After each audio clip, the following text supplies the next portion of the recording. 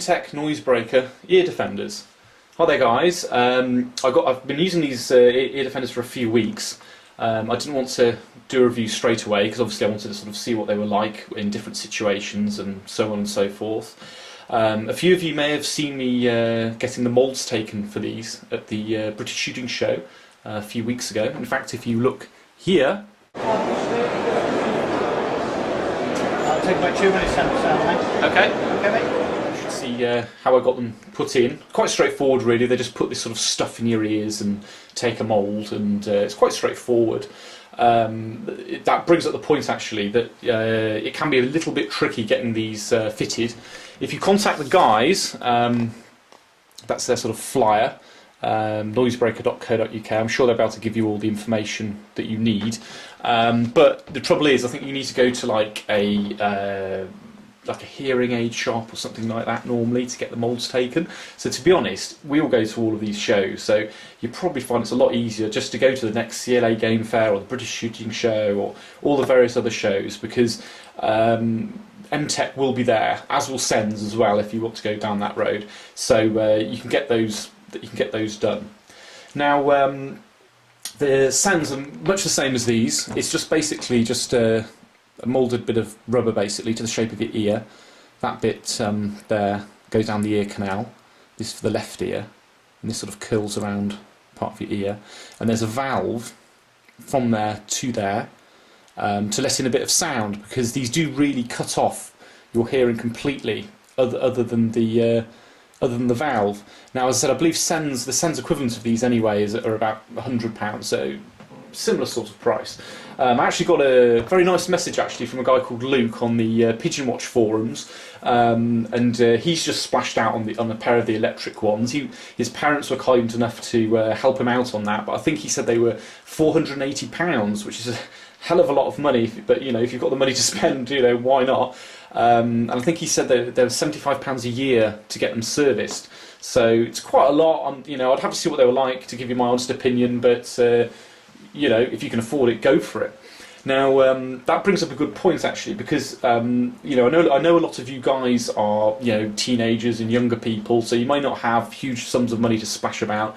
So, you know, maybe this is something worth mentioning to your parents, because, you know, your parents aren't going to be too keen on necessarily splashing out on a really expensive shotgun or, you know, something like that for you. But, you know, they may well be easily convinced to get you some hearing defenders, because, you know, at the end of the day, you only get one pair of ears in life, and every time you shoot a gun without hearing protection, you know, you are doing potentially long-term damage to your hearing. So, you know, and there, you know, obviously there are the cheap, normal alternatives. You can use a pair of plugs like these. You know, these are in the ear type things, and these have got a valve in, so you can hear. And to be fair, you can hear these very well, but mostly because they're not really very effective. You know, sure, if you're in a hide and you're firing just the odd shot, these are fine. But if you're going up against 30 caliber rifles and things, these are no good at all. You're going to have to put your hands over your ears as well. And as you can see from these sort of fins, they're very uncomfortable, so you're going to be taking them out and fiddling with them and so on.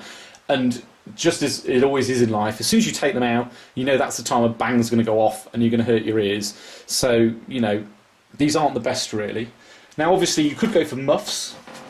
I've got a pair of muffs here, Peltors. These are very good, they deaden the sound really well, they're comfortable as well. But the problem with them is, and you can hear with them very well too by the way, but the problem with them is when you've got your head up against the stock to take a shot, they tend to smack like that against the wood, and it's really irritating.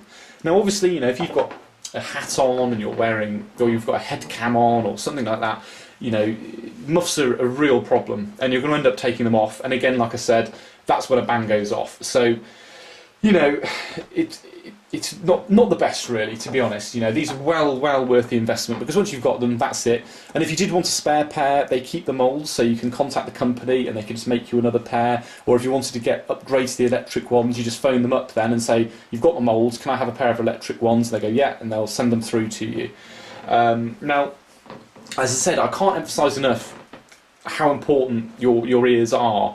I heard a story about a guy who was at a range, and a guy was just shooting like a 2.2 long rifle bolt action, and he shot one shot, and the guy was stood behind him. Now, I don't know how much experience you guys have got of going to ranges, but you'll often find that the bang from a rifle is actually louder when you're stood behind somebody than you are actually shooting it. And this guy was just at the right weird angle to where this .22 bullet went off, and he had a noticeable loss of hearing from one shot. So, you know, you don't want to be unlucky, basically. And that brings up another point. I've got a friend who's he's not a shooter, but he's a bit of a jack the lad, to be honest, and spent a lot of time in nightclubs and pubs and chasing women and that sort of thing, and going all over the world, and, you know, generally being in noisy places. And he's got tinnitus. Now, tinnitus is like a constant ringing in your ears. I don't know if you can imagine how horrible that would be, but to have a constant like ringing all the time, even when you're asleep. So he has trouble sleeping, and it just drives him demented, to be honest. I feel really bad for the guy. And, you know, he's been to the doctor, and the doctor can't give you any medication because there's nothing they can do for you. All they can do is send you to counselling to try and kind of get you to, you know, be able to sort of live with it, basically.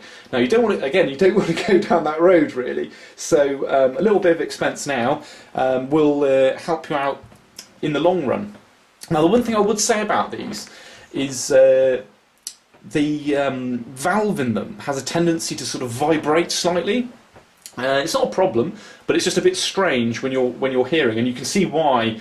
The electric ones, there is a kind of a market for that, because I guess with the electric ones your hearing's perfect. With these, it's perfectly fine, but you'll find that, for instance, if you're talking, you'll get a slight vibrating sound, because your voice is obviously very close to them. They're trying to sort of close, basically, and then they keep closing and opening as you speak. So it means that if you're speaking to a friend and you speak over each other, you won't be able to hear each other, so you've got to be quite careful how you speak. And also, if you're, say, for instance, eating, or especially if you're eating crisps, all you can hear is munching, like the munching sound as you eat. So that's something to bear in mind as well. But for that reason, like I said, you won't forget you've got these in, believe me. But they are really good, they're really comfortable, and you know, you won't have a problem keeping them in all day. I've tested these with 30 caliber rifles, with 45-70s, black powder, really like high caliber stuff, going off constantly, and they're very, very good. You know, and as I said, if you needed to, you could always just use your muffs as well. But to be honest, you probably won't need to. So yeah, they're very easy to fit. Well, I say very easy, they're not that easy. There's a bit of a trick to it. You have to sort of curl them into your ear. But with a bit of practice, you'll get them in. In fact, if you look here, now to put it in, you need to kind of put it in like this, and then curl it. Start it like that, and then curl it like that, and twist. And you'll see this bit will go in this bit of your ear. Job done. You should get an idea of how easy it is to fit. It didn't take me very long, and to be honest, you know, even if they're not in perfectly, they're still pretty good. So you shouldn't have a problem with that. So yeah, I guess that's it really. Let me know what you think. If there's anything that you want to know, give me a shout. But if you've got a few quid flying around and you're thinking about, I don't know, buying something gun-wise, get yourself a pair of these. Safety first. As I said, you only get one pair of ears. You don't want to mess about. You will be glad you did it. So yeah, I hope you enjoyed that. Like and subscribe.